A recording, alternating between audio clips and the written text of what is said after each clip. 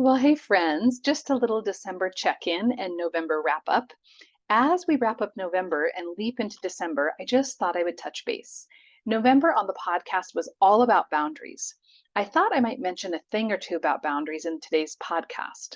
As a reminder, my working definition of boundaries is that boundaries are defining what's okay and what's not okay for you. Boundaries are not a line in the sand, they're not ultimatums. Boundaries are unique for each of us and they can be fluid.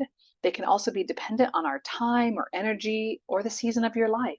So, this month in November, we focused on boundaries through three incredible guests. Ashley, who taught us about therapeutic boundaries and what can feel fluid and what doesn't, what feels okay and not okay. Dr. Whitney Caceres, who talked to us about putting some of those obligations and rejuvenations and things that fill up our cup into various boxes. And also my lovely friend Haley Runnels from The Undone Mama, who talks about boundaries throughout the holidays and what feels okay to you in terms of creating boundaries with family during the holidays. So I hope you take a listen to them depending on your needs. Dive into one of those podcasts. They're really helpful and provide some good orienting around what feels okay to you and what's not feel okay.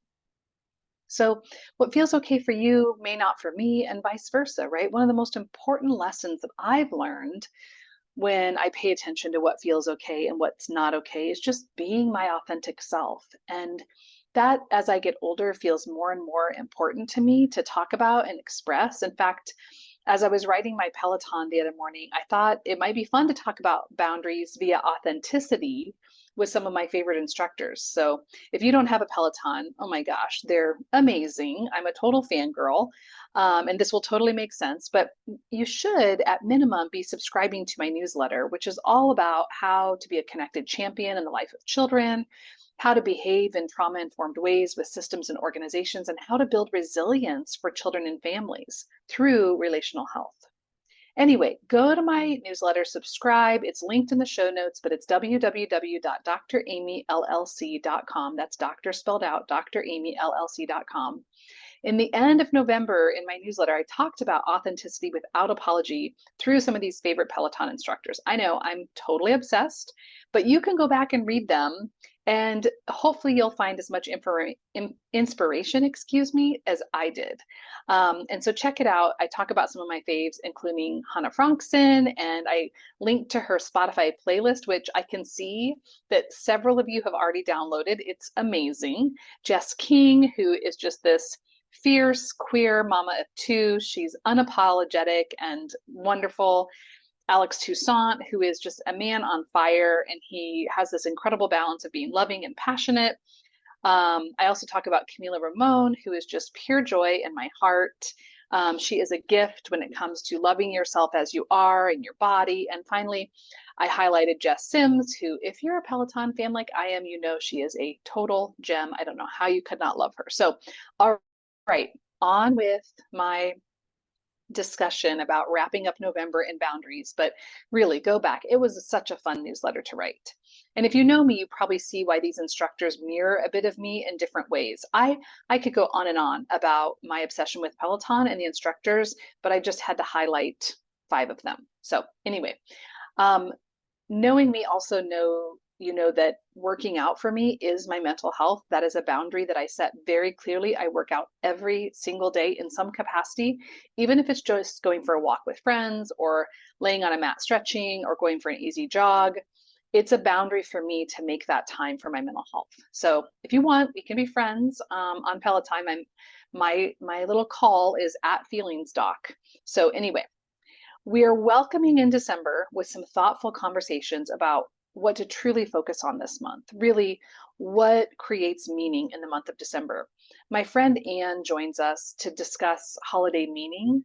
I'm super excited then after a discussion with Anne to talk about getting disconnected from phones and screens with my episode that you'll hear from the company called Aros, AROS, and more connected time. And then I'll wrap up the month with some thoughts on the new year. I also wanted to pause in the podcast for a moment and just let you know that as of December of 2023, I said goodbye to my private practice.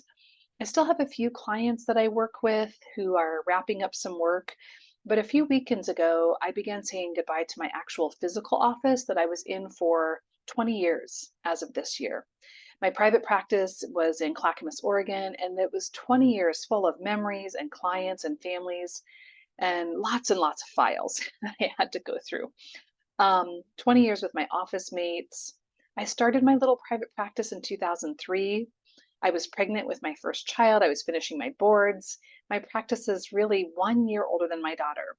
And this year I was saying goodbye. Most of you who've worked with me know that I stopped taking new clients a while ago, but as you know, my work involves working with a lot of people that have deep grief and trauma. So many of my clients I've known for years. And like I said, several are wrapping up their work. But by the end of 2023, my private practice will be in large part complete. Now, that doesn't mean my work is done. The podcast is a great example of how I want to continue to disseminate knowledge and information about what it means to be trauma informed, what it means to build resilience in the lives of family and children's, whether you're a pediatrician or family practitioner or educator, or any kind of ancillary health worker, early childhood field, home visitor. All of these work, all of this work, excuse me, and all of the years that I had in my private practice have prepared me to teach and train and educate, consult, collaborate, author, podcast, and inspire others through stories, inspiration, and strife. I literally keep these stories inside of me. I carry my clients with me every day. It is my greatest honor to have been their story keeper and a safe holding space for life lessons. My clients have taught me more than I could ever express, and they have a soft place in my heart. So, as I continue on the work that I do, as I mentioned, teaching and training and consulting, and in June, I have a book coming out with the American Academy of Pediatrics, which I'm really excited about how to be a trauma-informed pediatric practice and guide patients and families through relational health. I have already a lot of events booked for 2024 around wellness and educator wellness and healthcare well-being. So if you're an organization who's looking for an incredible experience at Keynote for 2024, please think of me. As I fully embrace this next stage of my career, if you're a school that needs to talk about wellness or teacher burnout, if you're an early childhood center who's looking for more meaningful ways to support small children and families, if you're a healthcare clinic and organization who wants to focus on relational health through my curriculum called Cards for Connection, if it has to do with kids, trauma, stress, and creating resilience, I am your girl. So I'd love to get something booked with your organization before 2024 really gets bananas. So anyway, friends, from Peloton reflections to boundaries to what December truly can mean for us, I hope you have a joyous December, no matter what or with whom you celebrate. And I hope you join me in my No Elf on the Shelf Club to reduce parental anxiety and be more present with small moments.